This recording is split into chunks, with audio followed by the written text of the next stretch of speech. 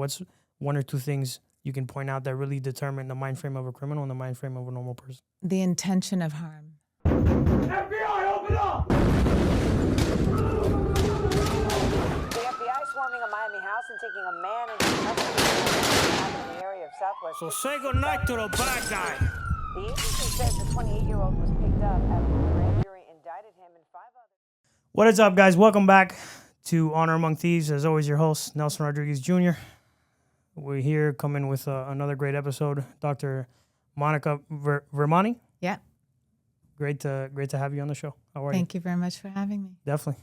It's a pleasure to have you here. We connected through Ross Mandel and Stephanie Mandel. They're close friends of mine. Consider them family. Wonderful people. Hope your trip wasn't too crazy. No, it's been great. You know, it's been nice to spread healing in every way we can, and that's what this is about, is learning from one another and teaching one another and trying to bring a greater good. Right. So prison psychology, you're in, it's very different. You're from Canada, right? I'm from Canada. The American ex-cons experience of a psychologist in prison is pretty bland, to say the least. They don't really look like, they come from the mentality, or at least the way they're trained is you're a CO first. So the issue with those services in prison is that since they come from that mentality, they're not thinking with the needs of the person. They're just thinking with like going through the motions, right? Fill out the form, whatever, get them out of the way, go on to the next one. And there's no real care or interest in how that person is doing or what the issues this person is facing. Let's help this person so they don't end up here It's again. all about rehabilitation, Right. but those facilities sometimes just don't have the resources for it. Well, I think it goes past resources in America, but we'll get into that. So, obviously, what begs, I know you don't want to talk too much about your personal life, but let's give some context to the audience. Sure. Well, where'd you grow up? Where you from? School, and like how you decided to get into the profession, that kind of stuff. So the profession, I think, chose me. I think my life has been paved out for me to be in the field I'm in. I'm born and raised in Toronto, Canada, and my parents are both immigrants. They're both Indian. I am East Indian by background. And growing up, I had a father who had a workplace accident, an electrician, and that workplace accident showed me up close and personal caregiving on my end, as well as, seeing PTSD, trauma, anxiety, chronic pain with a person who was going through it. And me and my mom, growing up super fast, we didn't have family in Canada and they were all back home in India. And so learning just how to function, survive, coping skills, grow up super fast. I worked 2 to 3 jobs since I was a teen, and it made me really resilient, self-sufficient, learning skills to work with people, as well as, caretake at home. And, I had a mom and a father that relied on me to function. The 3 of us were a team. Then my brother, who's 10 years younger than me, showed up, and, there were the 4 of us. Growing up, it's been a pretty average but not average life. You don't know anything more than what you're grown up in. You think everybody else has a similar life until you really grow up. Then you start seeing more.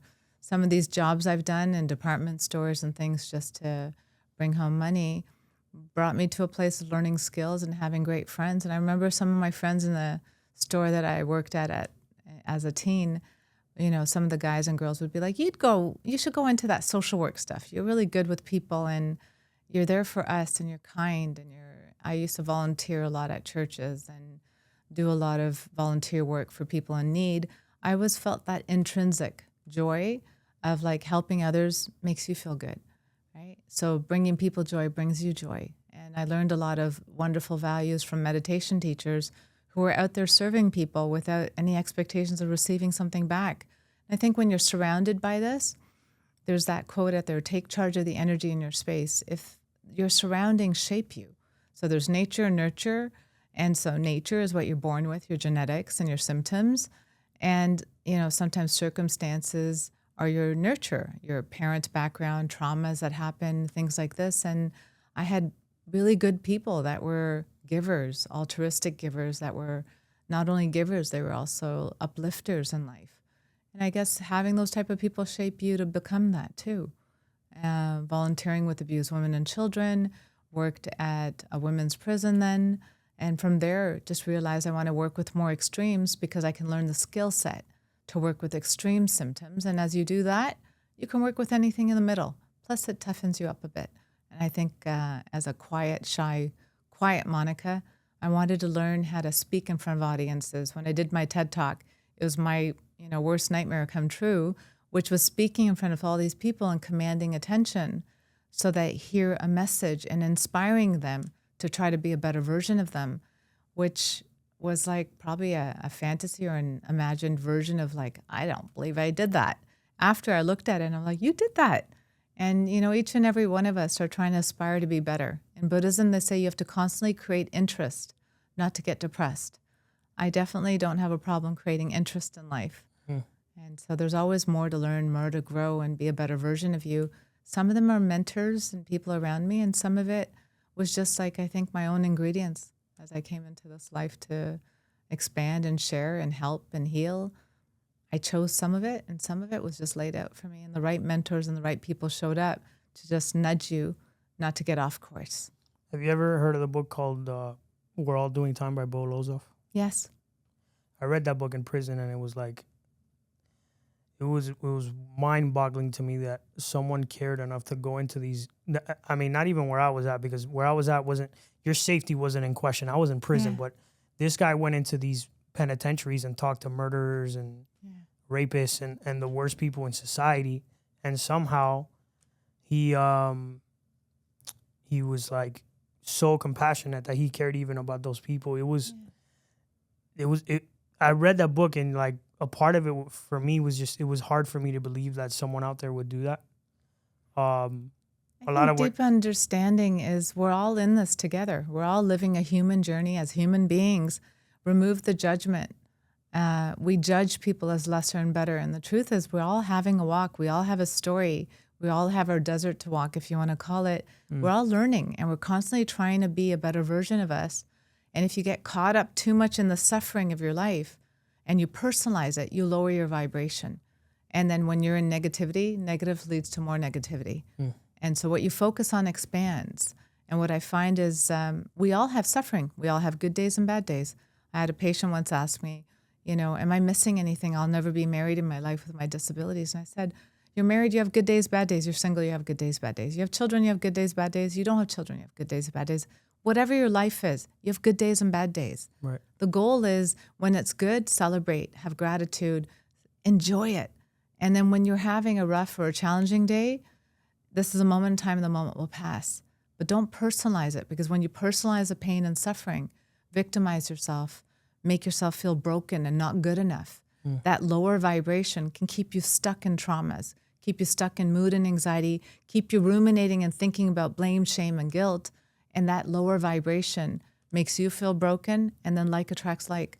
You'll feel yourself with more broken experiences. That low vibration frequency or low vibration state, I think, is what the American prison system is designed to keep us in.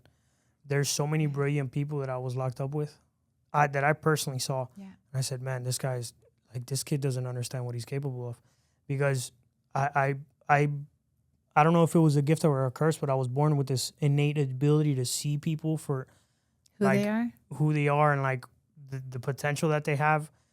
When I see a millionaire drug dealer, obviously I'm a huge fan of Scarface. I don't see, obviously he did bad things. He murdered people and he did certain things, but I don't see like the wrong in what he did. I see the potential in his skills if he redirected that somewhere else. Yeah. Right. And I think that's the key, is everybody has a story, and that story comes from somewhere. As children, we see these beautiful babies, goo goo gaga, and each and every child is just embodying love, a state of love, unconditional love. You can hug, kiss them. They're not keeping score. They're not judging you. They're not scrutinizing you. They love you. They speak the truth. They just say things as they are. We shape a child. Each and every one of us were a child. We shape from our circumstances, our upbringing, our parents, the spillage of others. When your parents are in pain with suffering of their own symptoms, they spill over onto others. And that spillage, sometimes we absorb their ancestral traumas, their scarcity, their fears, their anxiety, them feeling like imposters, them not feeling good enough. We take on their abuse. We take on sometimes their fears and anxieties of not being enough. And then we repeat cycles. And so, yeah, I see in prison too, a lot of times in any walk of life, I see people with so much potential that they don't see for themselves because you're so busy in your mind and your body that you don't sometimes realize what you bring to the table. Life and experience and age and wisdom sometimes realizes, hey, you know what, I've been doing this long enough that I feel confident in it. But the first time you do anything, it feels new. It feels, I don't know if I'm good at it. And I think with practice, you shape and polish and you grow. But you're right, it's the environment around you. Is the environment draining you, depleting you, keeping you stuck? Or the environment uplifting you, making you a better version of you? Take charge of the energy in your space. The energy is the people you see, the environments you put yourself in, the schooling, the friends, the colleagues, as well as the mentors and what you read and watch on social media. It's important for you to learn, am I enhancing myself every day or draining? The news, for example. Do you need to watch it 6 times a day? The news is full of negativity. I get being aware. But what knowledge is lifting you, helping you be better? And what knowledge is just making you afraid, anxious, and not good enough? Right? That brings an interesting question. So I kind of want to go through all phases of like the criminal, right? So let's start.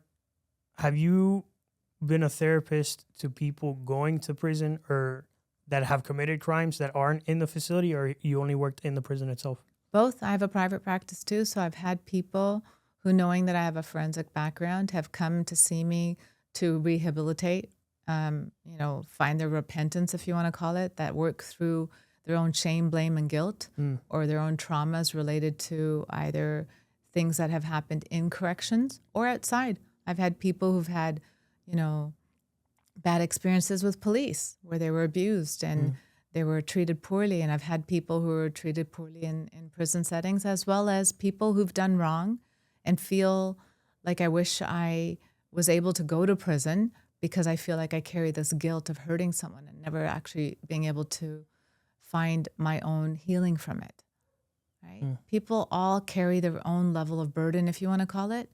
And it's not about others judging us. It's about us working through what we carry. And so, like you said, people have potential, but if you don't see it, do you materialize it to live your highest and best or better? Not really. It's about us feeling worthy and deserving of being better, doing better, and sometimes even recognizing, hey, if this guy sees potential in me, maybe I'm being shown that as a mirror so that I go inwards and live my full potential. See if I can be what this guy's showing me. Sometimes I've had that with my own story. When I was working at a women's prison, I was just in my undergrad. I had finished my undergrad. And the chief psychologist was like, hey, what are you doing? Are you going to go to school further? And I'm like, I'm not sure I want to go to school forever. And he's like, no, you go back to school, you get your master's, your PhD, you become a doctor. He goes, you become me. And I said, I don't know if I'm smart enough and capable. He goes, you're being silly. You just don't see it. You're with parents that maybe don't see your value because they're not from this background, but I see it. If I can tell you you're good enough, you're good enough. Apply and go further. I've done 15 years of school on top of high school. I never thought I loved school, and I didn't, but I did it. And, it is about someone believing in you sometimes that you have potential that makes you tap into your potential. The mirror of that person seeing me as a doctor one day made me here. That person on a paycheck when I was working in this private practice without a doctorate wrote down once, Dr. Monica Vermani. I have a photocopy of it in my scrapbook. And I remember seeing that going, that felt really good. I could actually do this. And then one day I was really signing off as a doctor.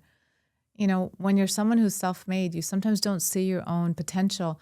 I always tell patients who go get a job and they're like, I don't know if I'm going to be good at this job. I'm like, remember one thing, the person who interviewed you and hired you saw potential in you. For them to see good in you, they're not dimwits. They saw something in you that you're not seeing and recognizing in yourself. Trust their ability to know what they're doing when they bring you on board. Now go live up to it. It's about us sometimes realizing that there's mirrors around us. It's an individual journey amongst the collective. You're born alone, taking your first breath in alone. You die alone, taking your last breath out alone. Individual journey, but you're born into a family, into a culture, into a society, into people that are doing good and bad, people with low vibrations and high. Take charge of the energy. Try to set boundaries with the low vibration. You don't have to hate them. And try to surround yourself with the people that lift you, make you better, make you feel safe, healthy, and protected. Remind yourself each and every day that there's a crossroads of choices. Who do you want to be? How do you want to heal? Do you want to stay stuck in the traumas of yesterday, or do you want to live in here and now? Here and now, all is well. You're surviving. You're moving forward. It's when we bring our thoughts in. We go to the past and bring in yesterday's regrets and compare ourselves, or we go into the future and we forecast worst-case scenarios versus imagining best-case scenarios. I think Your future is imagination. I'll get to that. Yeah. I'll tell you about that later. But yeah, I kept picturing getting arrested because I committed my crime and I didn't get arrested for almost 5 years because I stopped, right? So I think I actually manifested my arrest, but I'll talk about that in a second. Yeah, for I sure. see that. Yeah, I had nightmares of getting arrested. I had vivid dreams of like the cops in my face was slapping the handcuffs on me, and then it happened, and I was like, "Bro, I've been seeing this for years. It's crazy, right? The mind is nuts." What you focus on expands. Wolf does it. It's for real. So my audience is like a good mix of people, right? It's people who just want to hear like a crime story, or some are actual reformed criminals. So I want to take this opportunity to kind of like paint the mind frame of someone who's committed crime or a criminal. What do you see? Like what? Because ultimately, what makes someone a criminal is just a little tweak in like perspective, in my opinion, or a little tweak here in a decision they made. What's something you see that you can compare? Like a normal person thinks a certain way, but a criminal person thinks this way. Like what's one or two things you can point out that really determine the mind frame of a criminal and the mind frame of a normal person? The intention of harm. A criminal's aware of harming other people? Like he's many totally aware? times there's an awareness of with the intention to harm. And so that intention is what causes us the guilt, shame, blame. The intention is what sometimes gets us caught. It's the intention to harm ourselves and others. Because deep down inside, when you're harming others, who do you think you're really harming? Yourself, of course. Bingo. But we don't see it that way in the beginning. Sometimes that tunnel focused or, that level of intention. To me, intention is everything. Intention to protect yourself, you feel protected. Intention to harm can sometimes come back to you in karma, right? Plain and simple. I think sometimes we do need to see the world with what goes around comes around. Do unto others as you want done to you. When we have the intention to hurt others, sometimes it comes back, boomerangs back to cause you harm too. And so the one thing I realize is a lot of people, the intention was to harm. Sometimes it's unconscious and sometimes it's conscious, is what I've learned in prison work. When I work with people who've done harm, sometimes they don't even realize they're harming others. And so, some of the sex offenders I worked with, I remember just repeating cycles of abuse. And they had no clue they were hurting someone. They were just like, that's happened to me. I thought everybody does this. And when you look at them, you're just like, really? Like you're perplexed that you don't believe their consciousness level. But then I've learned to realize everybody's consciousness level is different. And we sometimes assume people have the same knowledge as us. That's why removing judgment came early in my career. Working in correctionals, you realize everybody has a story of becoming who they are by a way of living or their upbringing or their traumas. And so it's not about the stories. People need to get their story out sometimes as a way to heal. But the truth is the stories are irrelevant. Here and now, where do you want to go? Here and now, who do you want to be? I tell patients all the time, if I had a magic wand, I can take away your symptoms. Where would you want life to go? Envision. Where do you want to be in work, social, intimacy, self-care, spirituality? Spirituality is not religion. Spirituality in my book is you connecting to your spirit, you loving your own company, you liking you healing you feeling proud of who you are each and every day, and learning to be, a better vibration. There's takers out there, then there's givers, and givers sometimes give seeking validation, and then there's uplifters, people who wake up uplifting themselves and others each and every day. Learn to realize we always have choice of what vibration we want to be in. But when you're really stuck in suffering and you're personalizing what's happened to you, blame, shame, guilt, jealousy, envy, when you're reinforcing each day, thought by thought, negativity.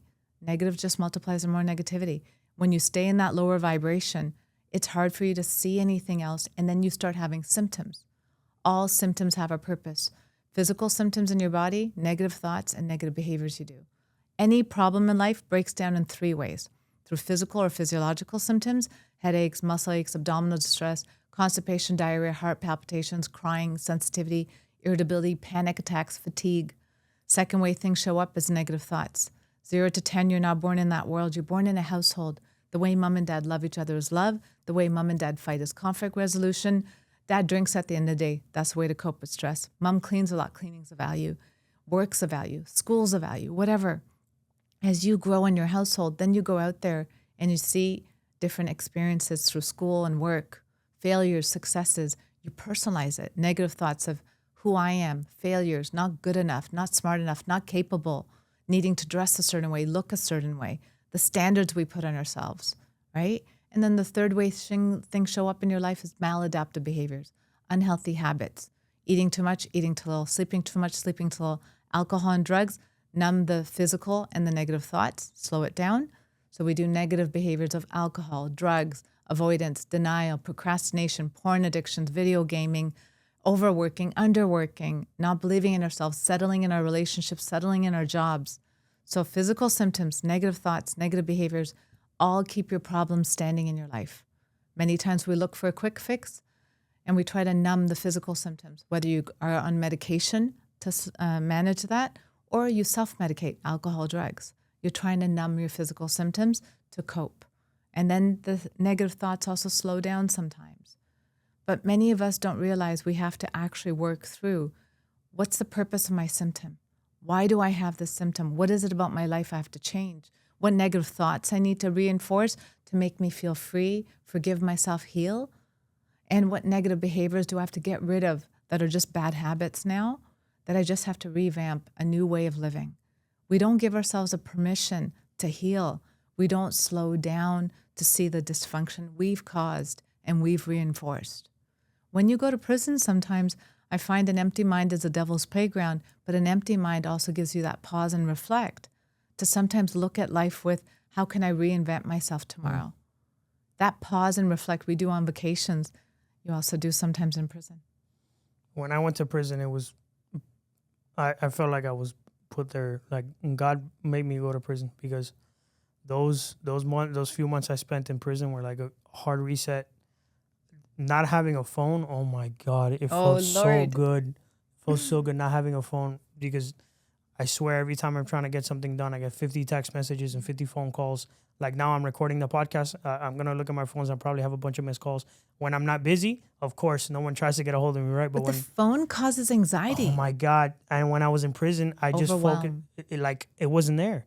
All I had to do was read books and go work out and like breathe in the fresh air and lay out in the sun, and just, I was able to be completely disconnected from the reality of the world. You're able to be present. Yeah. When you're in the here and now, you are connected to your senses and you hear things, you taste things, you're present. You're doing one thing with complete presence. When you're in that space, you're connected. Athletes call it the zone. Photographers call it the pocket. It's where you're doing one thing with complete presence. It's where you and I are talking and time flies by and you're like, whoa, 3 hours went by. When you're in the zone, you're completely connected to your moment. You're breathing, you're calmer, you're grounded. But then your mind gets involved. Your mind goes to the past, thinks about the past, brings it into the moment, or brings it to the future. So for example, I make banana bread. It smells good, tastes good. It's perfect in the moment. Then I go, shit, last time I did something that made this taste better. I just judged it. Now I go to the future. Next time I got to do this, this, and this. I'm taking myself away from experiencing to now being in my head and judging. Anxiety and depression is a thought disorder. It exists when you live in your head, going back and forth to the past and the future. Future, we catastrophize. We think about worst case scenarios. When the future is imagination, you can imagine how beautiful you want to make your future or how horrible.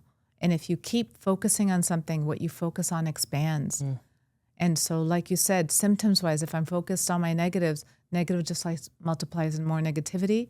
But when you focus on gratitude, good, seeing the good within you, then you can multiply to feeling the good for others.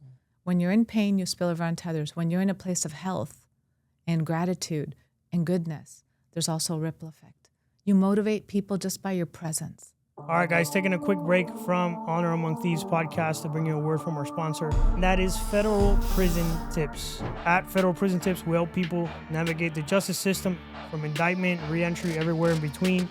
Whether you're a loved one trying to get relief for someone that you love that is in federal prison, you are currently in federal prison, or about to go to federal prison, we can definitely help you. Everything from plea mitigation, sentencing mitigation, PRSAR challenges, anything about guidance while you're in prison, actually what to expect if you're a first timer and have never been there. Whether this is your second case, third case, you haven't quite learned your lesson yet. Either way, we can help you with everything that has to do with federal prison. Good time, FSA, second chance credits, getting designated to a facility. Any issues you might be having within the federal prison system, we can definitely help. Honor Among Thieves podcast. Mention that you saw us on the podcast, and you'll get special rates only given to those who listen to the podcast. Again, 407-434-0175, extension 7.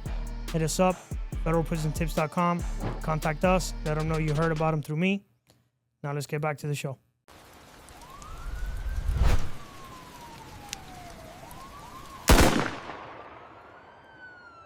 Okay, doctor. So, something I noticed when I was in prison is that a lot of guys went back because they felt like nobody cared about them, right? So they would go out on the street. They wouldn't really have an intention of breaking the law again.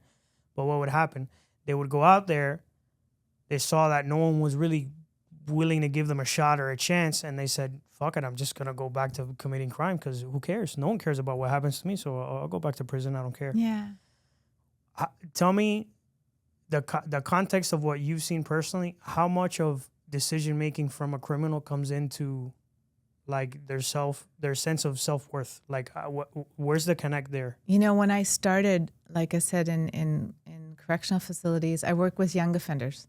I work with women in prison first, and the young offenders I would teach little groups to. And these young offenders would be like, you don't care. You know, who are you? How are you going to teach us? You're just you're just faking it. And the first couple of days I'd be like overwhelmed. I'm like, oh my God, these people hate me. And then I was told by my supervisor at that time, just stay the course. You're a good person. Over time, you'll build your connections. And in the beginning, everybody's yelling at you, swearing at you, telling you where to go. And then within 2 or 3 sessions, they're following you around like a puppy dog. They're looking at you like a mentor, like an older sister or a parent figure. And I realized deep down inside, everybody just wants to feel worthy and deserving of love. And when you care and you give them space to just be themselves and say that you're good enough, that's all they needed. They needed that reassurance that they could do it on their own, that they could love themselves, that they're good people still, even if they've done wrong. And some of those young offenders would leave, and I'd be celebrating them when they leave, and then they'd show up next week. I'm like, what happened? They're like, well, I went home, and my grandmother doesn't care about me. My mom's like beating me, and I can't get a job, and it's better for me to be here. At least you are here, and I meet friends here. And I'm like, no, go back out there. And then some of those young girls would say, I want a baby. I'm like, what? They're like, I want a baby to love me because I don't know how to love myself. That broke my heart. I'm like, a baby's going to be a responsibility. You got to take care of something. You're crazy. Those babies don't love you unconditionally forever. They love you until they need you. And then at some point they have to go and live their own life. What it taught me is deep down inside, young offender or an older one, no matter what age we are, we all want to feel worthy and deserving of love. We all just want to feel worthy of love. And we're all trying to fit some mold. Like, I'm worthy of love if my parents approve of me, if people like me, if I make money, if I go to school, if I marry the right person, if I have children, if I'm a good human being. Everybody has conditions placed on loving themselves. But if you're ever a parent out there, you can say to me, truly in my office, I've heard people say this, that, you know, I unconditionally love my kids. They can do any wrong. I might be disappointed in them, but I unconditionally love them. Then I turn it around on them and say, do you unconditionally love yourself? And they start crying in my office saying, no, I push myself hard. I sacrifice sleep. I don't eat properly. I'm hard on me. I'm then probably hard on my kids. I don't mean to be. I'm just always tired. We don't realize that we can't unconditionally love people outside of us, our partners or our children, until we learn how to love ourselves. And loving yourself is a process nobody teaches. Your parents never learned it themselves. Deep down inside, people kept coming back to jail because there was structure, there was routine. There was also people that showed up in community. Sometimes what we lack out there is community. Find your tribe, at any age, wherever you came from, find your tribe, but also challenge yourself. We make friends at our level and below. You don't have to repeat the cycle of being where you came from. You can choose friends at your level and above. Learn to inspire to be better. Learn to learn from people. The point of comparison is to teach you how to be a better you. You are born alone, you die alone. It's an individual learning experience amongst a collective. So when I see someone I judge as less than, it shows me I grew from there. When I see somebody I judge as better than, I'm like, I can acquire the skill and become it. Don't shit on yourself that you're not that person already. Learn to become it. See the skills. Model it. We all are learning from one another. We're not here to compete. There's enough work. There's enough business. You see someone who's made it, go learn their lifestyle, become it. Inspire yourself that if this person can do it, I can do it. What we're doing is we're hard on ourselves by looking at others with envy versus looking at others as teaching and learning opportunities. When you're in jail sometimes, it's a good opportunity to pause and reflect, which we don't get when we're on the hamster on the wheel in life. You're constantly go, go, go, work, work, work, trying to survive, pay your bills, pay the mortgage, get a job. We're constantly going and we don't give ourselves time to rest, give ourselves time to pause. I do a date with Monica every week. I pick a different restaurant, and during the pandemic, I used to sit on the balcony with a cup of tea, and I'd take a sheet of paper and I just write down what I'm proud of and what are areas I want to fine tune. And then I bring in little things. I'd buy 2 show tickets, even if I didn't know who's going with me. I'm here to enjoy the world of form. I'm here blessed in this beautiful world where there's so much good. I'm able to feed myself, do wonderful things. Am I making the best of my life to see gratitude in it? Am I being the best version of me that I don't go home feeling ashamed? Don't get me wrong. I'm perfect and a work in progress just like everybody else. There's days I'm not shining and I'm not my brightest moment of Monica. I correct and continue. We're always learning, even within us, what triggered me. Why did it trigger me? People outside of you are not hurting you. They're showing you your blind spots to work through. When you see somebody who brings anger out of you, challenge yourself. What is it about that person's behavior that angered me? Is it a behavior that's similar to me or different? Right? We got to start realizing everybody outside of you is showing you something. You like a trait in me, you likely have that trait, or you're working towards it. You don't like something in me. It might be a trait that you have too, or it might be a trait that you don't know how to deal with. Everybody's showing you a mirror. If you really start slowing down, nobody's out to hurt you. Everybody's out to teach you. And learning to teach yourself how to be a better version of you is about you being authentically connected to you. You personalize things when you think external is hurting internal versus external is validating your internal. Your inner world creates your outer world. If you're afraid always, you're constantly going to have experiences that reinforce fear. When you're feeling in a safe, healthy, protected place, you walk out there with a level of divine light in you. You believe in yourself. What is anxiety and fear? Self-doubt. I don't know if I can handle the next panic attack. I don't know if I can handle the next problem. But to date, life only gives you what you can handle. Slowing down to recognize and pat yourself on the back. We as a culture have a hard time being proud of ourselves because we think we're being cocky. We're showing off. No, you're not. If I brag about my accomplishments to make you feel less than, the intention behind it is wrong because I'm trying to make you feel less than. But if my intention is just to pat Monica on the back and say, good job, Monica, all I'm doing is validating and having a moment of pride in myself. There's nothing wrong. Each and every one of us only know our own intention of why we're doing what we do. You need to be honest with yourself. Am I intending things with a purity and a lightness and being proud of me, or am I doing it to show off and hurt people? Deep down inside, only we know our walk of life, and we need to start walking it with a level of faith, confidence in our skill set. Sometimes people come in my office and say, I don't know if I believe in God. I'm like, it doesn't matter. And then I have some people say, I pray to God every day. And I'm like, where do you pray to God? And they're like, out there. I'm like, well, do you tell that God you're a loser, failure, not good enough? And they're like, no. I'm like, then why do you say that inside every day? And she looks at me, or he looks at me and says, what do you mean? I'm like, your spirit or your soul is made in the image of a God. You shoot me right now, my mind, my body falls on the floor. Something vanishes in thin air. If you want to believe in spirit as being God, made in the image of God, do you walk around being proud when they say treat your body like a temple? It's because there's something powerful inside you. Do you walk around reinforcing that you are beautiful, smart, capable, or do you criticize the God within? And when people hear it that way, they're like, you're right. I do need to treat my body like a temple. I do need to eat well. I need to exercise. I need to rest more. I need to be nicer to me. Learning to treat yourself the way that you would like people to treat you is important. And many of us don't understand. Do unto others as you want done to you. But number one, treat yourself like the VIP you are in your life, the very important person. When sometimes we go to places, we just become our environment. But every environment is a teaching playground, including prison. When I got out, I couldn't stop thinking about fraud.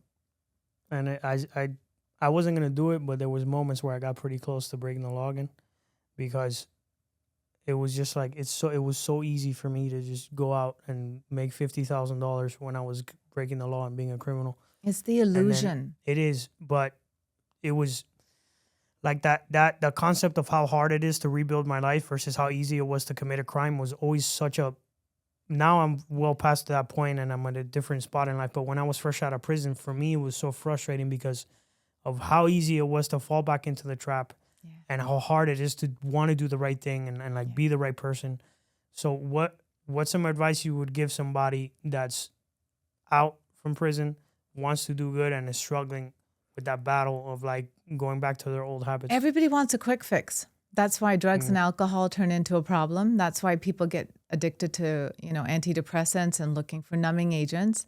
People don't want to do the work. They would rather take a pill than go to therapy. When it comes down to it, many of us are looking for a quick fix, the fastest way to make money, lottery tickets, whatever you want to call it. People are looking for that fast money. And the truth is, hard work is a skill and an ethic that will get you there. The intention to believe in yourself will get you there. We just sometimes want it fast. What's your rush? We got a whole journey to enjoy. It's not the destination that's going to make you happy. It's the journey, day to day. And what I realize is, some of my patients, and one that I'm really proud of, he came to me really messing up his life in school. And he was cocky. He was selling drugs. He was doing all these wrong things. And then he got arrested. And the cop, whoever he is, I'm really proud of this cop, took time and said, let's go for lunch. Took that kid and said, you look like a kid who's just born in the wrong household and hasn't been taught things. I'm going to tell you, you're a good kid. You can be more than what you're doing. You stay on this path, you're going to get locked up for life. You're going to have bigger problems. This was a red flag and a slap on your wrist. Don't get back in trouble. I don't want to see you going to jail again. And that turned his life. He came in to do treatment and work through his panic disorder and anxiety, because the anxiety was making him use drugs to self-numb and take the edge off and relax. Once he got the right treatment with me, with medication and some cognitive behavioral therapy and learning new skills, he realized, I'm going to rebuild my life. He went to school for a trade. From the school in a trade, he ended up building a business. He took his business up a notch and started hiring people under him. And today he, renovates homes and builds homes and flips them now too. And at a young age, he's reinvented. And he sits in my office and goes, wow, I did all that. And I said, you did it slow and steady. Slow and steady always wins the race. We got to question this quick money, this fast. What we don't see is we see the quick money in a bank account. What we don't see is those people also have a lot of consequences: jealousy, envy, harm by others.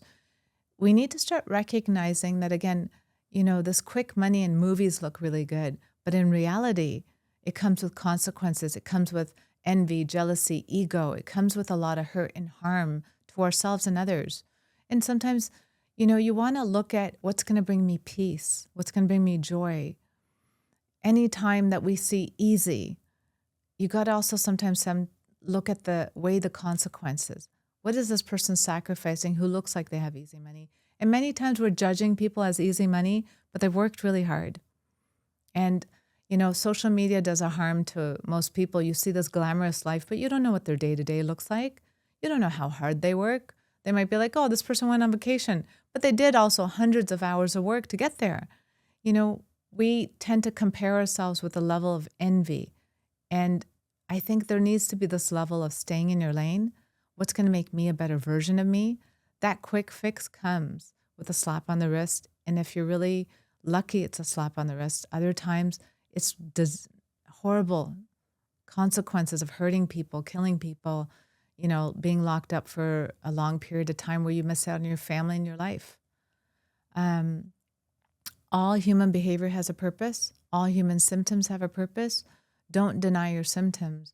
And even the symptom of envy, symptom of wanting something fast, envy, leads us down a path of sometimes doing impulsive decisions. Impulsivity comes with not thinking through consequences. All human suffering is a catalyst for change. So to me, when people suffer, it's not a bad thing. When people suffer extremely, they show up in my office to work on themselves. When you do something wrong and you get slapped on the wrist, that consequence might scare you straight. Everybody's consequences lead them to change. You have health issues from eating poorly, you go on a diet. When you hurt somebody and it made you feel guilty, you stop hurting people. You start learning that everything is change, and change, all suffering is a catalyst to change. The two reasons we suffer in life, we don't accept people as they are, including ourselves, and we don't accept situations as they are. And sometimes situations, you need to see it as black and white, good or bad, the intention to harm. If you're stealing from someone, even if it's a corporation, right? I remember a young girl saying to me, in my case, but it's a big corporation, big damn deal. Yeah. They make so much money. That's how I rationalize. It's the rationalizing hurt and harm. The intention is still to take from someone. That company has a bunch of people under them. That loss causes many people loss. You don't have one company going through loss. You have people losing their jobs from that loss. You have people's livelihood being taken away. Karmically, there's a bigger loss of one person losing money. I'd rather steal from one person than steal from a company, because that company tomorrow lays off hundreds of people from their one loss. You don't realize the bigger picture of things.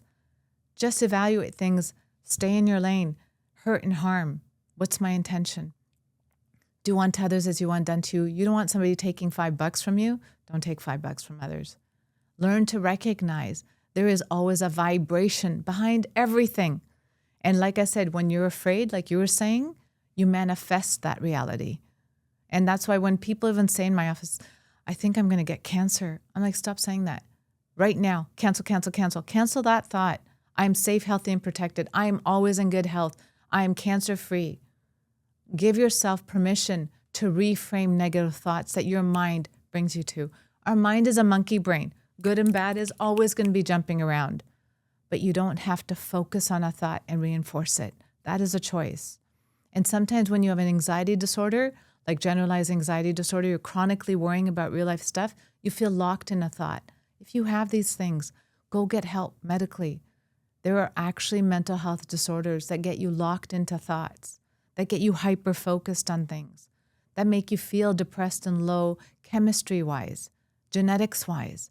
Sometimes we have to educate ourselves. The first step to treatment is awareness. Awareness that my genes might be also a cause of why I'm thinking this way, why I'm focused on this, why I can't break away from negative thoughts, or sometimes even wanting to repeat cycles that I've seen in life. Realize many of us don't recognize that our mind is a devil's playground many times. Our journey is to look at what is going to help me be a higher, better version of me. That comes with less risk, minimizing consequences. Life comes naturally with problems. I could get sick tomorrow. A parent could get sick. I could lose my job. Natural things happen. Natural disasters. A hurricane blows my house away. Naturally, bad things happen. Do we need to increase the likelihood of bad things happening by choosing things that purposely might increase my likelihood of bad things happening? Everything in life is possible. We want to minimize the probability of bad things. When you choose to intend to harm yourself or others, you're increasing the likelihood of bad things. That's why you're afraid of the police coming at your door. That's why you're afraid Even when of I'm hurt not and breaking the harm. law, I'm terrified of it to this day. I've had people I'm who not doing got anything illegal in my life. severely And I'm just like, hurt yeah. and severely beaten up because they were bad people to others, and then one day got targeted themselves. You know, it breaks my heart when I hear these traumatic stories where they're like, you know, I was an asshole to a bunch of people at school, and then the gang came after me and beat me up. I had somebody who had to get plastic surgery because they were so, you know, damaged by it. It breaks my heart when I hear people saying, I chose something not thinking about its consequences, and tomorrow when it came back to me, it scared me. You know, I saw death. Many of us don't realize that, again, we walk with choices every day. Try to realize everything is possible. Bad things can happen to all of us. Minimize the probability by not choosing things that increase the likelihood of bad things. That's a choice. And surround yourself by people who choose things in a manner that comes with a white light, helping others, bringing good. You can make money doing anything if you're passionate about it. One thing I've learned, I've seen so many success stories, that when you believe in yourself and you're passionate about something, you can make millions of dollars from a hot dog stand. It's about you believing in yourself and your skill set. When you believe in something, that energy makes success. But when it comes from an intended bad place, there's always going to be looking over your shoulder. Then you don't sleep well. Then you don't eat well. Then you're always worried about the monster that could show up one day at your door. Is it worth living each day with fear and anxiety and self-doubt? There's in my experience when I was in prison, I noticed there was three kinds of people. There was the people like me that were like a first-time offender and they just made a bad decision, and more than likely they weren't going to break the law again. There was a second type of person that kind of had broken the law a few times but was struggling mentally. They wanted to do right, but for whatever reason they couldn't get themselves out of the slump. And then there was the third type of person that was going to keep being a criminal for the rest of their life, and they liked it. In your opinion, and from what you've seen, and if you want to maybe talking about an example, is there a point of no return? So, you know, when I was working at one of the correctional facilities, there was a person who used to work there. There's a doctor, Dr. Hare, who wrote a book called Without Conscience. And he did research studies on psychopaths, right? And he's like, you know, psychopaths will walk in your life, destroy it, walk out and do it to the next person and have no conscience. And, you know, it's a very small percentage of people. But there are people out there who walk into your life, destroy it, walk out and do it to the next person and never even think about you again as your past. You know, you're just another person in their path. And then there's sociopaths who do harm, but they do feel conscious. They do feel some level of guilt and level of like, I did wrong. It's that awareness level. Do we have to protect ourselves? To some degree, yeah. You know, I do believe in lower vibration people. I believe everybody has light within them because we all have a spirit. But I do believe if you do enough hurt and harm to yourself and others and you're numbing yourself and you're disconnected, that sometimes those layers and layers of hurt and harm to yourself and others weighs you down to a point where you're like a walking empty person, a walking dead. Like and those zombie. People scare you because you can feel they're not connected. And those people are the ones that walk in and out, sometimes causing harm, and they don't even know. They're in so much pain. Do you remember there was that movie out there, Unbreakable? Of course, yeah. Right? In that movie, I loved that polarity thing. Life comes with polarities, happiness and sorrow, success and failure, birth and death, right? Everything in a human body comes with polarity. But in that movie, what I liked is they talked about Bruce Willis being unbreakable, and then they had Samuel L. Jackson, who was breakable. And Samuel L. Jackson says in that movie, you know, I knew for me to exist, there was somebody opposite to me. There are some people, you're in so much pain, you're just spilling over onto others, and you're not even aware of the hurt and harm you cause others because you're so in pain with your own symptoms, your own guilt, your own hurt, your own pain, your own traumas. Sometimes we're so weighed down that we're personalizing what's happened to us in life, that we're just walking around repeating cycles of hurt. So yeah, we all have to have a level of awareness of who's around us and protect ourselves from sometimes those lower vibration people. It Doesn't mean you can't have compassion for them. It doesn't mean you can't, wish them well or pray for them, but you don't always have to subject yourself to being around them. Learn to have boundaries, whether it's a family member, a loved one, or an ex-partner, or a child even, that is causing hurt and harm to a place where you just don't see that they don't connect to any light within them. So there are people out there. And when I read the book Without Conscience, it scared me a little bit. I was like, whoa. But, some of these TV shows are made out there as entertainment. But there's some reality behind some of those TV shows where people do walk in and out causing hurt and harm.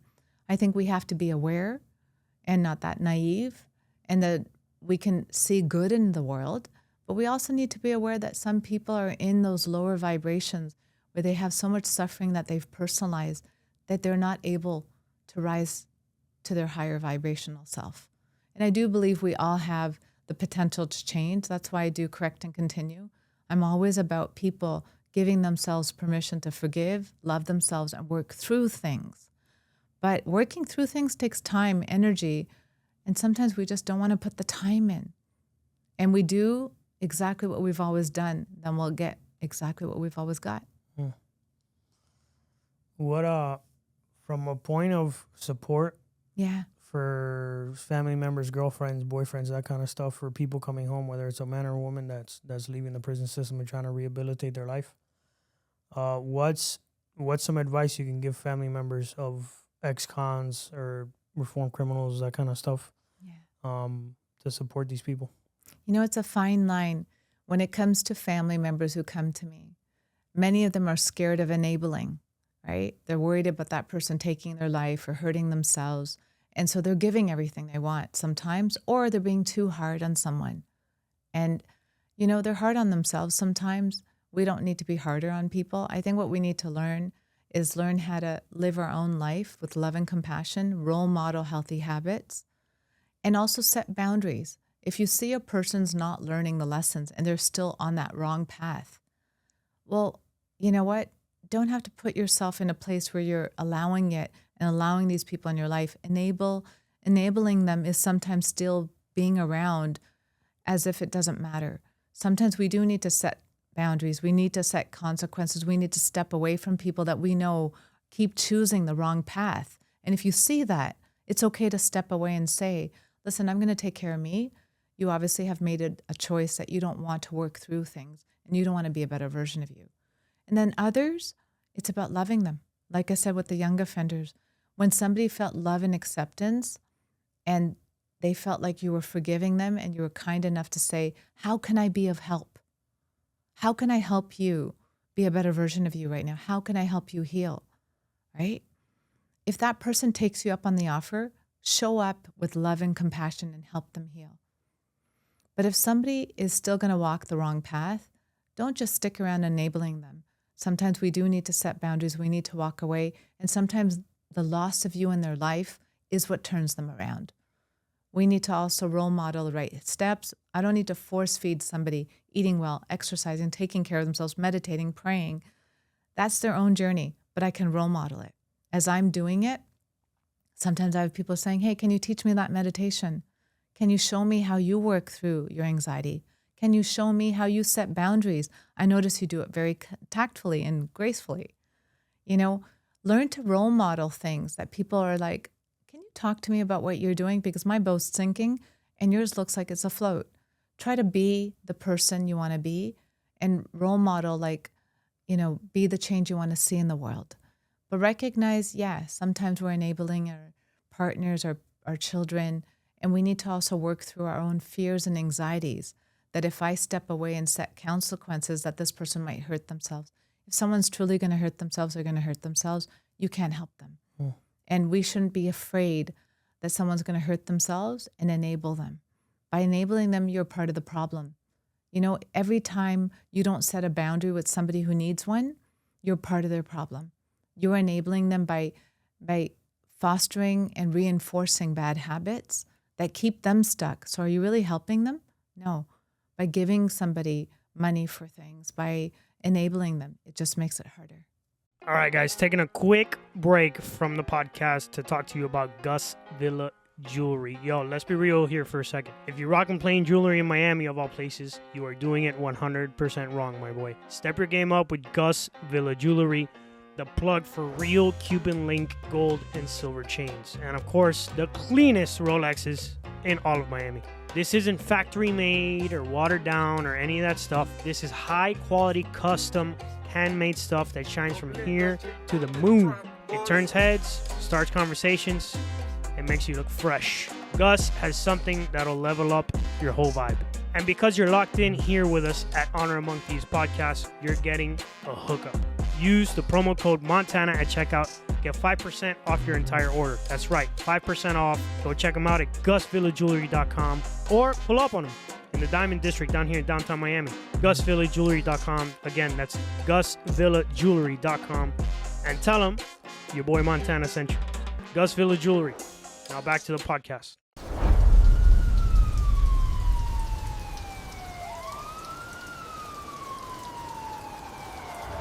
So, Doctor, I actually wanted to do something with you that I think is really interesting. Sure. I'm going to name some famous criminals. Oi. And obviously, I know you haven't studied these people, but maybe just a brief 2-minute kind of profile on what you think about them. Want to You give me a lot of credits, like I know a lot of people. I'm so busy working. I don't know if I know but everybody. I'll give you but you really can bring it famous on. ones, so that way you can kind of like, Okay. it's pretty broad and you know more or less about them. I'll try my best. All right. Ready? Yeah. Okay. Pablo Escobar. Eh. You're going to really not do well with this. All I can tell you is most people don't intend to start off harming. And when they do, there's a story behind it. Every guy you're going to give me right now, number one, I'm probably not going to know them. And number two, you do live under a rock. Oh I my am God. so busy. Me But too. you know what? When I look at it, when I was working at the women's jail, Carla Homolka was there, right? What was interesting is like what we need to realize is everybody's got a story, man. It doesn't matter what their lifestyle and their patterns and their level of criminal action that we see on TV is. What you really want to look at is those are role models to show you what you don't want to be. And those are role models that show you the good, bad, and ugly. Sometimes a movie is great because in 3 hours or 2 hours, I'm Bollywood, so a lot of movies are 3 hours, but 2 hours or 3 hours, you end up getting the story of someone's success by quick and easy, as well as their failures and their losses and the relationships they lose and the alcohol and drugs and sometimes their death story. You get to see someone's life inside and out. And some of these names that you're going to give me right now have a beginning, which is maybe exciting and adrenaline pumping and looks glamorous. They all end the same. But they all end the Exactly same way. Right? And they all have pain, suffering. They might have moments of glamour, but that glamour comes from looking over your shoulder and always being afraid, as well as not knowing who to trust, and as well as not being able to just sit down and enjoy something with complete presence, because you're always living in your head out of fear. It doesn't matter who you give me on this list today. I'll tell you right now, they have a story of how they became who they became. The stories don't matter. Here and now, do you choose to repeat or do you choose to break the cycle? And some of those people look at them lives and say, I'm so broken. It's not worth me being better than this because nobody's going to see me better than that. And if you hold on to the thought that nobody's going to forgive me and see me as better than this, then you are going to repeat your cycles. Each and every one of us deserve a reset, correct and continue. And if you believe in a correct and continue, you will find a way to create it. And again, you focus on it and you'll materialize it. Your inner world creates your outer world. If you feel broken enough that I'm never going to heal, you will manifest that. And if you feel worthy and deserving of forgiveness of yourself and healing for yourself and a better life for yourself, you'll create that too. So essentially, would you say that the behavior patterns of criminals, regardless of their crime or their background, are they made for similar reasons, or do they have similar character traits? I sometimes see it as a movie, as in all of these people are showing and role modeling things. Sometimes they're role modeling people to be afraid of it, and sometimes they're showing you to be cautious, to watch your surroundings, to not be so naive walking in the world thinking that everybody's like you. Sometimes those TV shows hold places for you to be cautious. And sometimes those people's lives are brought into your movie of your life, like a character or an actor, to show you dark, to show you breakable, to show you hurt and harm. You know, sometimes by seeing those things, you're also a little bit more cautious, right? Even when we watch the news, the same thing happens. I watch the news and you see somebody getting jumped. Well, when I'm walking down an alleyway, now I'm looking around a little bit more carefully because I could get jumped. As a child, I didn't think I can get jumped. I just walked around innocently, right? And then at some point when you get awareness through the news or media or a person who's done harm or have had harm to yourself, now you're cautious. Life is always stripping away layers of innocence to show us that you got to protect yourself. You got to bring in a skill set. You got to be aware of your surroundings and learn to choose what minimizes hurt and harm. Remember, everything is possible in life. You want to choose to minimize the probability of bad things happening to you. These people sometimes show you what you don't want to face, what you don't want to go through, and sometimes can bring in a little bit of fear so that you don't repeat cycles of hurt, harm, deceit, fraud, and getting hurt tomorrow by things that you have done. We all get hurt by things that are just natural anyways. We get sick, we get ill. We have people who we care about hurt us sometimes. We're all learning in different ways, but everything is teaching you resilience, strength, and also allowing you to bring in the freedom of choice. Choose good and give people what you want to get back. So I'll wrap up with this. A long time ago, I like stories, right? So I'm working on writing some stories myself. I read that there's really 4 archetypes in a story. There's the hero, the wise man, the villain, and the victim. Yeah. So the hero, ultimately, what he does is all 4 of these are actually the same person, but the only difference is the perspective. So the hero says, somebody was wronged or somebody wronged me. I don't want this to happen to anybody else. I'm going to make sure this doesn't happen to anybody. Yeah. The victim says, I was wronged. I'm powerless. Please come help me. The villain says, I was wronged. I'm in pain. I'm going to make everybody else feel this pain. And then the wise man says, I've been here long enough. I've helped a lot of people. Now let me teach others how to help others, right? So it's amazing to me how the villain typically in the story has some sort of scar, he'll limp, some sort of speech impediment or something to show like his pain or why he's doing what he's doing. And I feel like that's a good synopsis of why somebody would become a criminal. You know, I'm going to tell you something else. There's another, when we watch movies, you know why superhero movies make so much money? Because deep down inside, we all know we're a superhero. Deep down inside, we know that there is a good and a power within us that we might not see and believe in every day, but we have it in us, like Superman. Deep down inside, those villains out there remind us, who do I want to choose to be every day? We all have that, you know, dark angel and the light angel. We all have good and bad. We all have ugly and beautiful. We all have success and failure. We all have polarities and duality. And recognize in your life that I'm constantly facing choices each and every day to choose better for myself and others or not. Those characters you talk about, I even go deeper. I think the whole movie of life, everything outside of me is my movie. I bring people in when I need to. I take people out when I need to.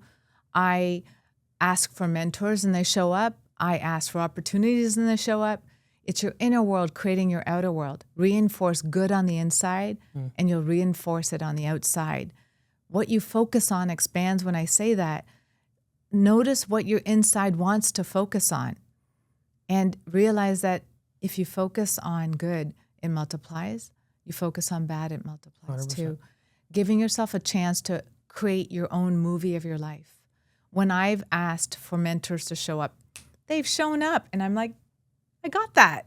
And when I ask for, you know, support, friends, colleagues, they show up too. And when I feel stuck in a bad place, I find I stay stuck in it longer and there's more negativity happening.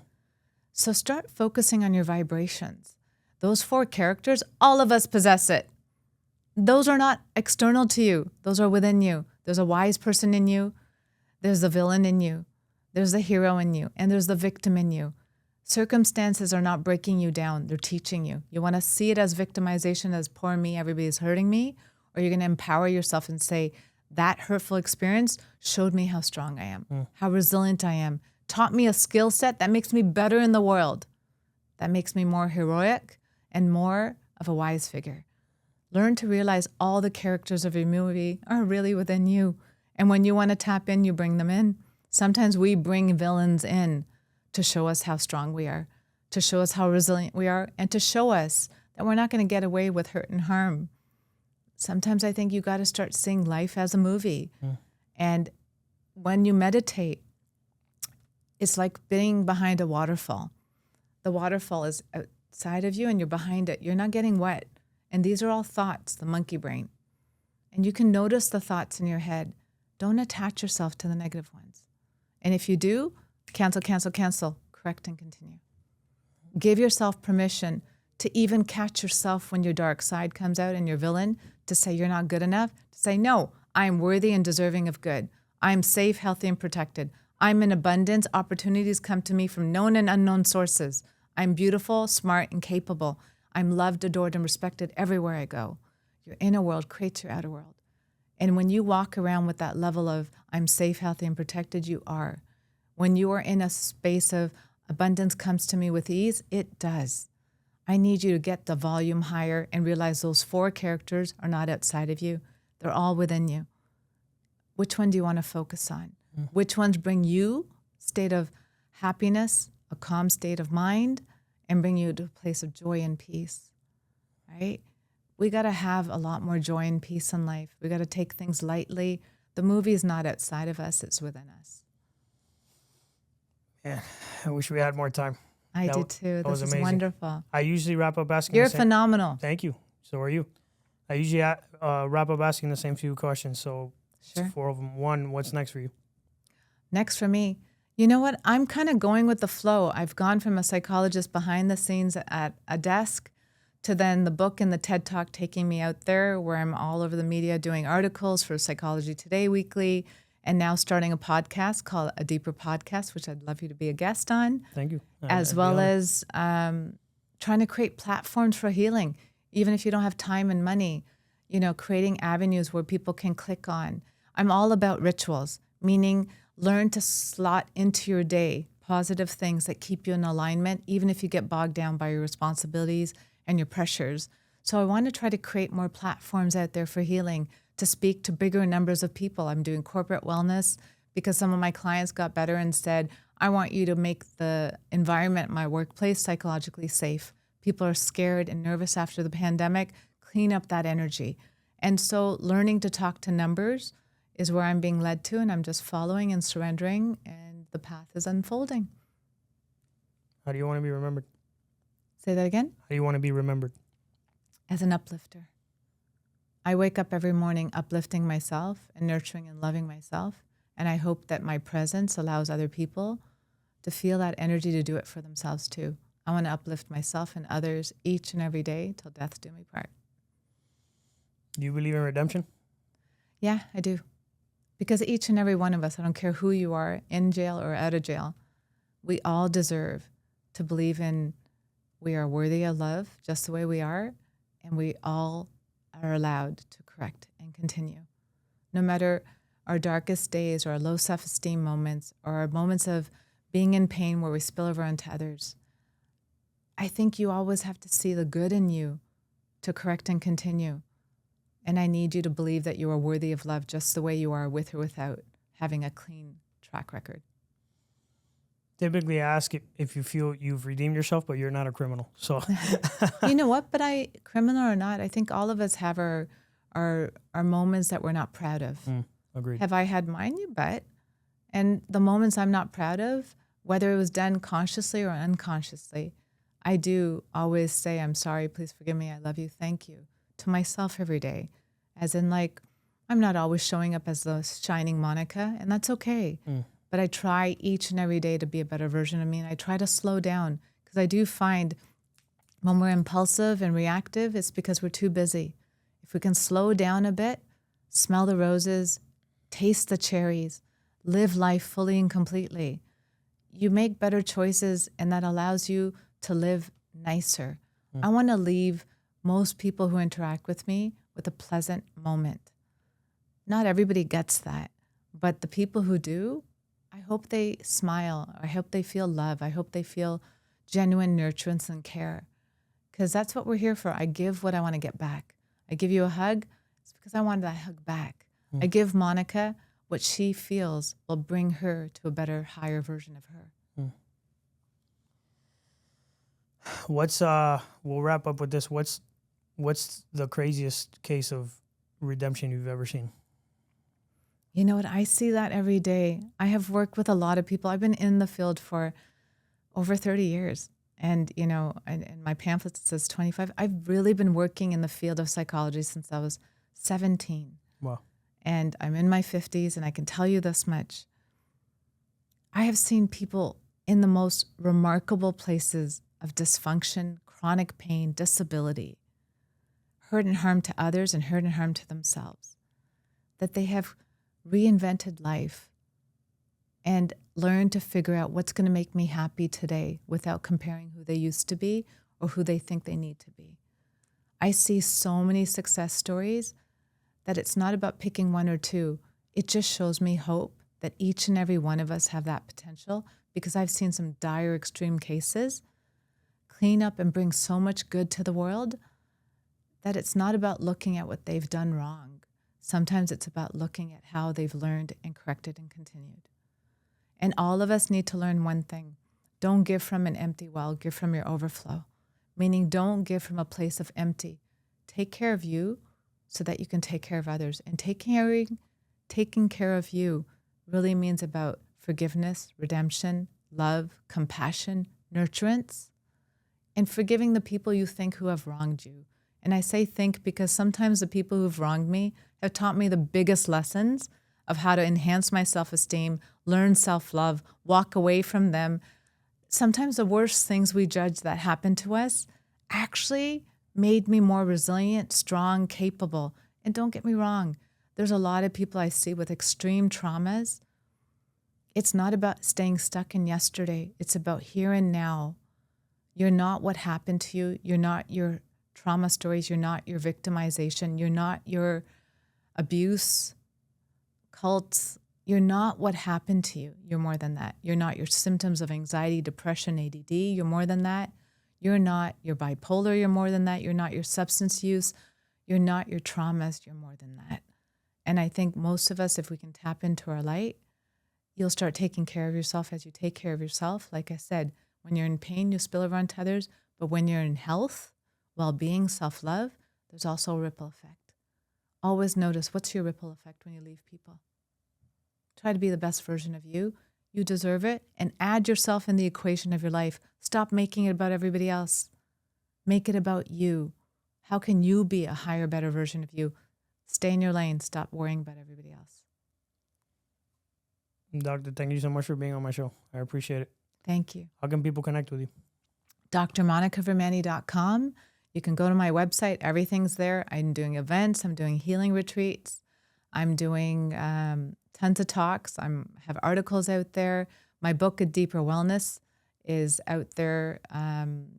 Conquering Stress, Mood, Anxiety, and Trauma. You can get that from Amazon. You can go on my website. I have self-help programs for online. If you want to do 18 life lessons, you get a mini video with a handout and a worksheet.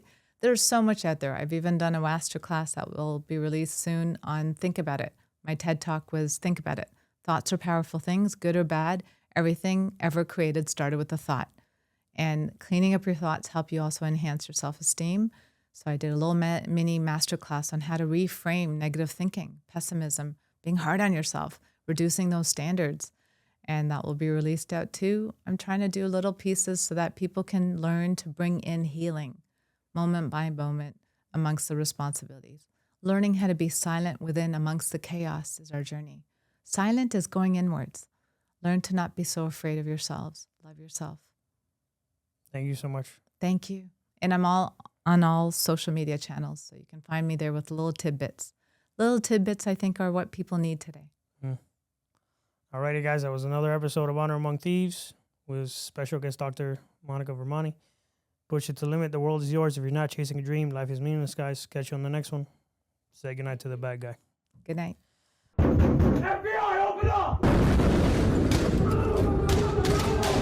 FBI swarming a Miami house and taking a man into custody in the area of Southwest. So say goodnight to the bad guy. The agency says